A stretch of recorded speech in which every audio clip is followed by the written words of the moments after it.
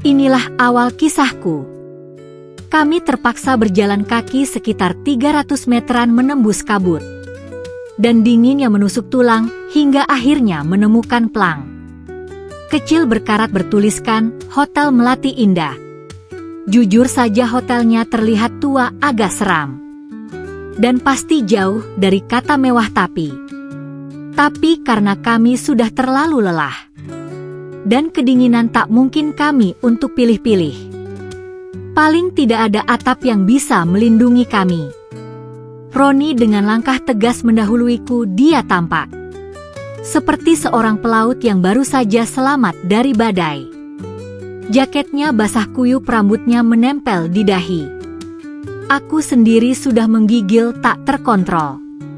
Saat Roni bicara dengan resepsionis, aku berdiri di belakangnya berusaha menghangatkan diri. Dengan menggosok-gosok lengan. Permisi Bu, kami butuh 2 kamar untuk malam ini. Yang paling cepat check-in, kata Roni sopan. Resepsionis itu, seorang ibu paruh baya yang terlihat mengantuk. Memindai buku tamu, dia menggeleng pelan. Maaf Mas Bu, ini sudah pukul 12 malam lewat. Sisa kamar kami tinggal 1, itu pun kamar keluarga. Harganya lebih mahal. Jantungku langsung mencelos. 1 kamar hanya, aku dan Roni. Dalam situasi normal aku pasti akan langsung menolak. Dan memilih tidur di lobi. Atau menunggu pagi di pos polisi terdekat. Tapi malam itu hawa dingin terasa seperti siksaan. Aku melihat Roni, dia menoleh padaku. Matanya menyiratkan dilema yang sama. Keheningan selama beberapa detik itu terasa seperti 1 jam. Itu adalah keheningan yang penuh dengan perhitungan batin. Dan godaan halus, ambil saja Roni, kita bayar berdua, ujarku. Mencoba terdengar sealami mungkin. Suaraku agak bergetar, entah karena kedinginan atau karena kegugupan yang mulai merambat. Resepsionis itu kembali berbicara. Tapi di formulir harus diisi nama suami istri ya Mas. Peraturan hotel kami ketat saat itulah. Tanpa kusadari aku mengambil keputusan yang akan mengubah segalanya, keputusan yang lahir dari keinginan untuk menghindari kecanggungan di depan orang lain dan mungkin juga dari sebuah kerinduan tersembunyi untuk berpura-pura menjadi milik seseorang lagi. Iya Bu, kami suami istri. Nama kami Roni dan Ayu, kataku cepat. Bahkan sebelum Roni sempat buka suara. Roni terdiam. Aku bisa melihat keterkejutan di matanya. Tapi dia tidak menyanggah. Dia hanya menatapku. Tatapan itu terasa dalam, penuh pertanyaan. Dan entah kenapa membuat pipiku sedikit memanas. Dia akhirnya mengangguk dan mengisi formulir. Sesuai kata-kataku, aku tahu saat nama kami tertulis. Berdampingan sebagai suami dan istri, kami telah melangkahi 1 batas besar. Batas yang tak seharusnya kami sentuh. Kami mendapatkan kunci kamar nomor 12 tepat di ujung lorong yang temaram. Kamarnya kecil pengap, dengan 1 tempat tidur berukuran sedang. Ada kamar mandi kecil di dalamnya. Kami masuk, dan keheningan kamar itu langsung terasa memekakan telinga. Hanya suara detak jam dinding tua dan rintik hujan yang terdengar. Roni meletakkan tas di sudut, dia masih basah kuyup. Aku segera mengambil handuk kering yang disediakan hotel. Kamu mandi duluan Roni, nanti kamu masuk angin, kataku. Suaraku terdengar lebih tenang dari hatiku. Aku memberikannya handuk tanpa melihat matanya. Dia mengangguk. Terima kasih Ma.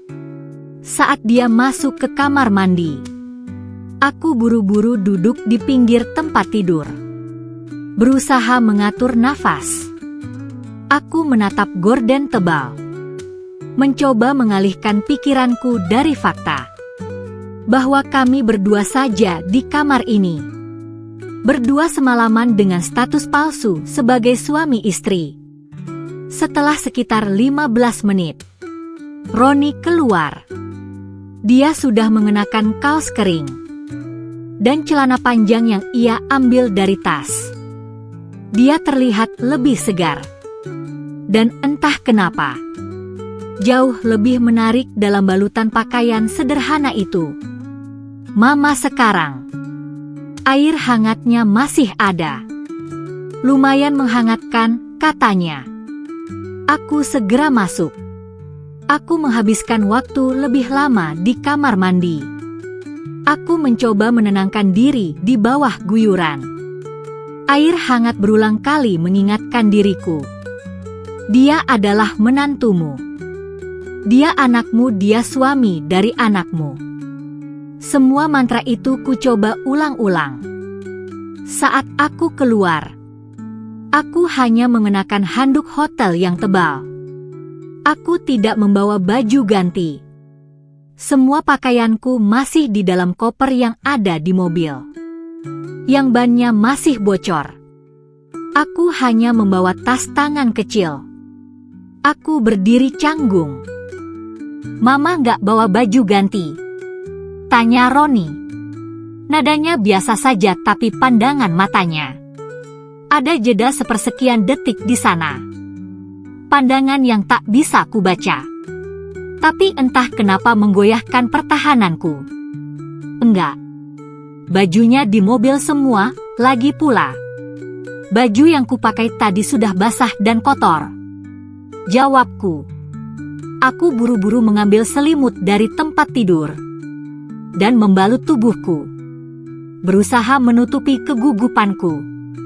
Roni berjalan menuju laci kecil dan mengeluarkan bungkusan plastik berisi 1 bungkus mie instan. Ini mie instan bekal Roni. Ada teko listrik di sana. Kita masak dulu ya, biar perut hangat. Sikapnya yang tenang dan dewasa sedikit meredakan ketegangan kami. Berbagi mie instan, makan dalam diam yang panjang. Dengan hanya diterangi lampu tidur yang remang-remang. Aku sudah berganti pakaian.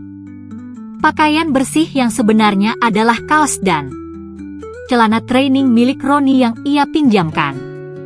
Setelah selesai makan, Roni mengambil bantal dan menggelarnya di lantai. Dia bersiap tidur di bawah, seperti yang seharusnya dilakukan seorang menantu yang menghormati mertuanya. Roni, biar mama saja yang di bawah.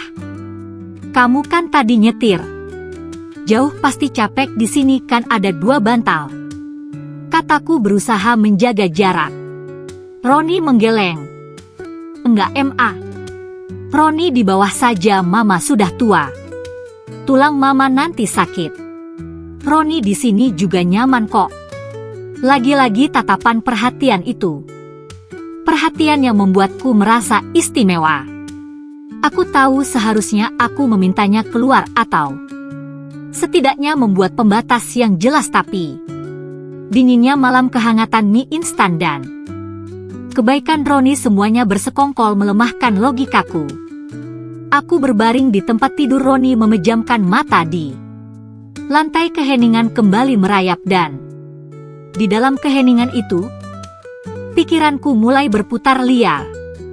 Aku memikirkan suamiku yang mungkin sedang tidur pulas, tidak peduli aku ada di mana. Aku memikirkan Sekar yang sakit, tidak tahu ibunya sedang bergumul dengan dilema terbesar dalam hidupnya. Lalu aku menatap Roni, tubuhnya yang terbalut selimut tipis. Wajahnya yang damai dalam tidur, dia terlihat begitu rapuh dan di saat yang sama begitu menggoda di mataku yang haus kasih sayang. Aku memejamkan mata dan berbisik ke udara. Roni, kamu dengar mama ya? Ini satu-satunya kamar yang tersisa. Tapi ingat, status kita di luar dan di sini, jangan sampai ada hal-hal yang melanggar batas. Ya, kamu menantu Mama. Mama percaya kamu bisa menjaga diri. Kita hanya istirahat. Aku sengaja berbicara seperti itu, berharap itu akan menjadi tameng untukku dan untuknya sebuah pengingat. Final. Roni membuka mata. Matanya yang gelap menatapku, dia tidak mengatakan apa-apa. Dia hanya mengangguk pelan, tatapannya ambigu. Dia memejamkan mata lagi, namun beberapa menit kemudian aku mendengar dia bergerak, selimut di lantai bergeser. Tiba-tiba selimutku di atas kasur ikut bergetar, dia merangkak. Naik pelan sekali dan berbaring di sisi lain kasur. Memunggungiku, dia mempertahankan jarak sekitar 1 meter. Kehadirannya begitu dekat, begitu nyata. Jantungku berdebar tak karuan. Aku memejamkan mata mencoba menahan nafas. Aku tahu ini salah, sangat salah, tapi kehangatan yang tiba-tiba melingkupiku, kehangatan dari kehadiran orang lain yang begitu dekat, begitu intim, adalah sesuatu yang sudah lama sekali tidak kurasakan. Dan malam itu aku memilih ego di atas logika. Aku memilih kehangatan terlarang itu daripada kesendirian yang dingin. Semoga malam ini cepat berlalu, bisikku pada diriku sendiri, tapi jauh di dalam hati aku berharap malam ini akan lebih panjang dari biasanya. Batas yang tadi kuucapkan kini telah kuperbolehkan untuk terlanggar, hanya dengan membiarkan dia berbaring di sebelahku. Bersambung.